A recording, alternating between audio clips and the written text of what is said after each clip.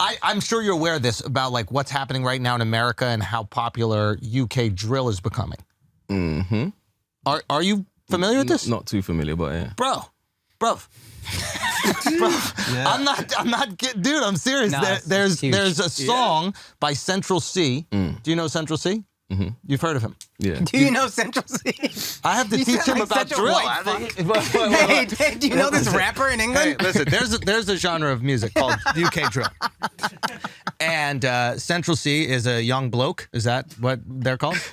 He's the Mandem. He's one of the Mandem. The bloke, you know. Yeah. Is bloke a good word? Bloke's more like like your security guard. Like an English thing, you would say, like a white English thing. Oh, he's not. Well, what is? I think he's half Guyanese. Yeah. Whoa. I think. Quarter Indian, probably. And then what's the other half?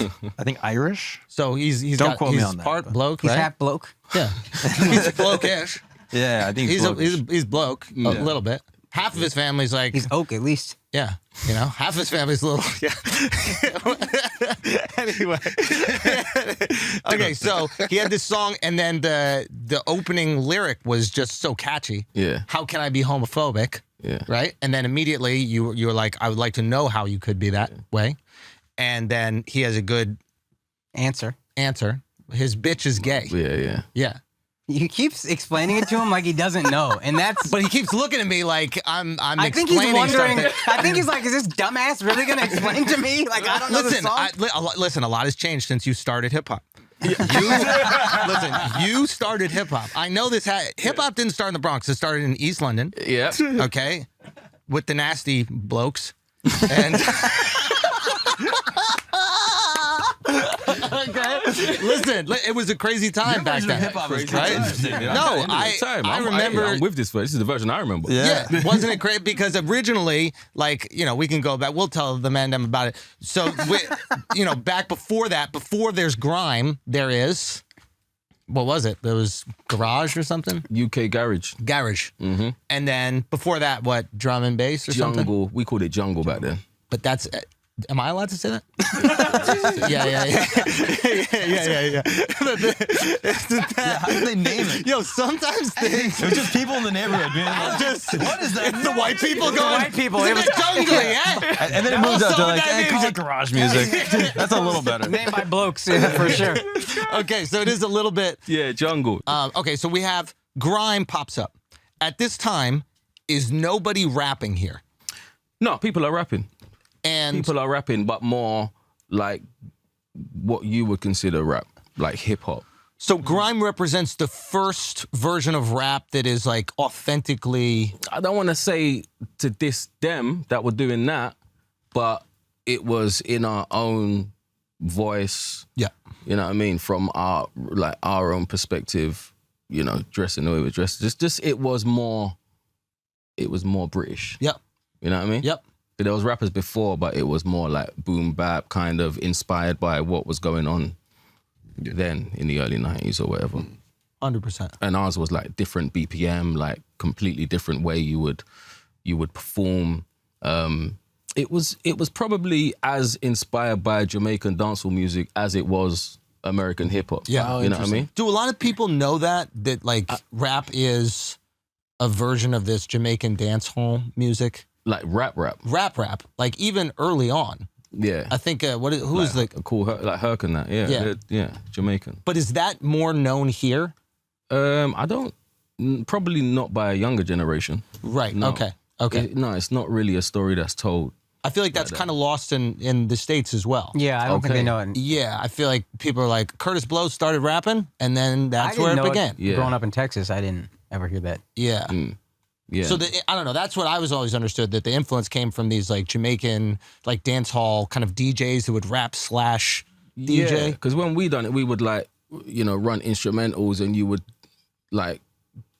constantly like you would mix instrumentals like one after the other, like mix into each other, and everyone would just go back to back, and then you'll get a wheel up. You know what I mean? But that was more like how they would do it in dancehall music. You know, I never really heard, like in the stuff we was listening to at the time, like, I don't know, would be like the Nas's and the Jay-Z's and whatever, was very much like them just kind of freestyling over over a beat. Yeah. You know what I mean? It wasn't really like, I don't know, maybe I'm wrong, but it wasn't really like 10 guys going back to back on an instrumental, if you know what I mean. Yeah, I see. yeah. They didn't have that too many times. Yeah. And like sometimes they would have like a gang record where it's like That's what I'm saying. this person's crew and this person's crew come together, and it's almost like a competition of who really has the best verse on the track. Those are like far and few in between when they would do stuff like that. Yeah, I feel like they do that a lot more especially dancehall. They do that a lot. Where it's just a bunch of dudes. Yeah, they'll have like a rhythm. Yeah, they have a rhythm and everyone will go and vocal that same rhythm. Yeah. Like, I don't really see that in like American hip hop. Well, I didn't see that when I was, coming up. So that's where we took influence from, that, ragga. Right. And what's the biggest difference, in your opinion, that sets grime apart from American hip hop and even garage? In its early, from American hip hop, in its earliest days was the BPM, like the tempo of it. That's another thing, like everything was at 140 BPM. Everything had to be that speed. Like now it's like different. They call stuff grime, but it's not really technically grime. But grime was 140 BPM, and hip hop was a lot slower.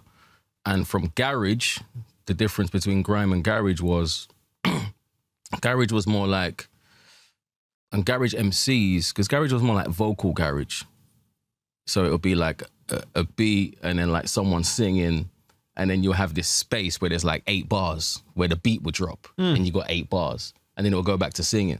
So as an MC, you just had to attack that 8 bars. You know what I mean? And for the rest of the time, you're just hyping up the crowd. You're more like a host with a good 8 bars and whatever. And I'm super like playing down, but I'm not this and that.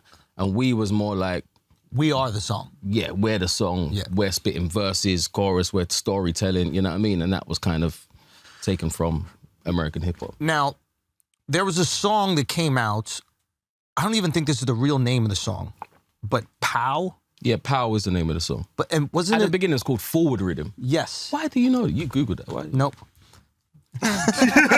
So, my understanding of Pow is that like this was one of the first songs to be like banned almost. Like there was like signs saying DJs don't play this because there were like mosh pits and shit. Yeah. Do you remember this happening, and do you remember feeling like, is that the first sense of like, oh, there's a real authentic thing that's kind of happening in this UK hip hop? Yeah, I remember. I don't remember feeling, oh, this feels like something's happening. It was just quite annoying, you know what I mean? That we couldn't. That you couldn't even play. Everywhere we were playing was getting shut down, you know what I mean? Why was it getting shut down? Because police just didn't want it to happen. Really? You know what I mean? It's just, which was weird because there would be like fucking rock concerts with white guys moshing, but when it was like 2000 black guys moshing, it was like, oh, no, that's a problem. You know what I mean? So it was annoying at the time, but yeah, looking back, it was like there really was something happening. But you know, when you're in something, you don't know what's going on. You're just in it. You're just doing it. We're going to the pirate radio and we're building something, but it's not like we're building a company and we're seeing results. You know what I mean? Yeah. It's just, this is just what, you know. Yeah. Do you think you should let white people have mosh pits? Like leave that to them. Yeah. Now, do you think that people were attaching, as you look back, do you think that people were attaching themselves that they felt like represented them, that there was like their own? I'm not saying that this is like an Eminem thing, but like, you know how like when Eminem came out, I think there was a lot of white people that outside of just seeing like a white person, they also felt like someone talking about like the angst. This happened with Nirvana as well. And like just touched on like a chord that people were feeling. 100%. Yeah. 100%. It was the first time people had ownership over what they was listening to. Yeah. You know what I mean? Like they felt like it was their stories being told. Yeah.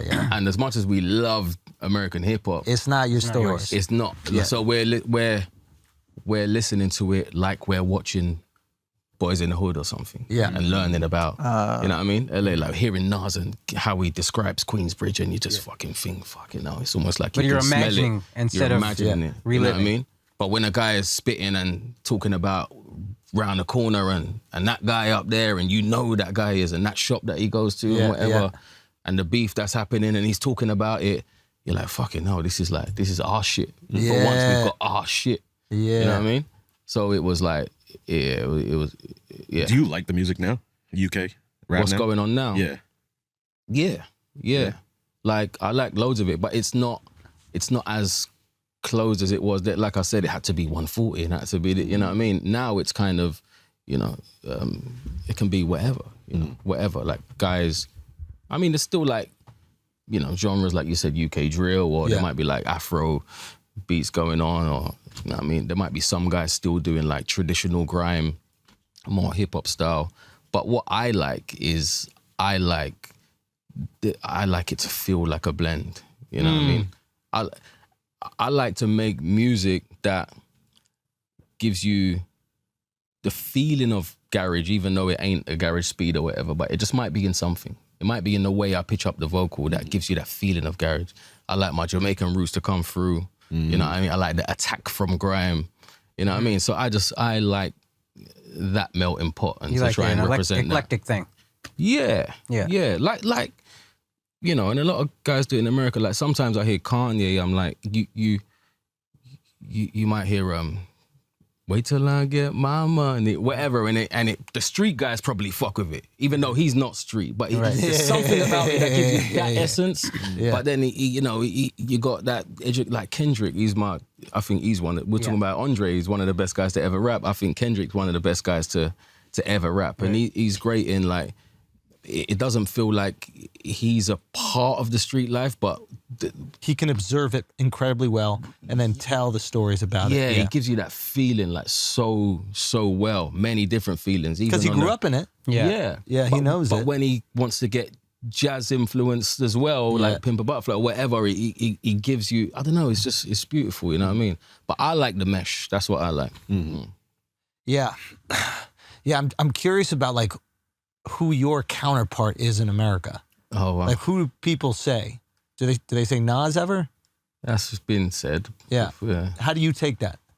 I don't know. It's tough because Nas isn't fucking Nas. You know what I mean? It's like, yeah, but to you, I mean, to somebody, you might be that here. Nas. You know what I mean? Like, because they relate to what you're saying in the same way that these kids growing up in Queensbridge are listening to Nas's stories and going, "Holy shit!" But I say that more because like there's a real attachment to the artistry.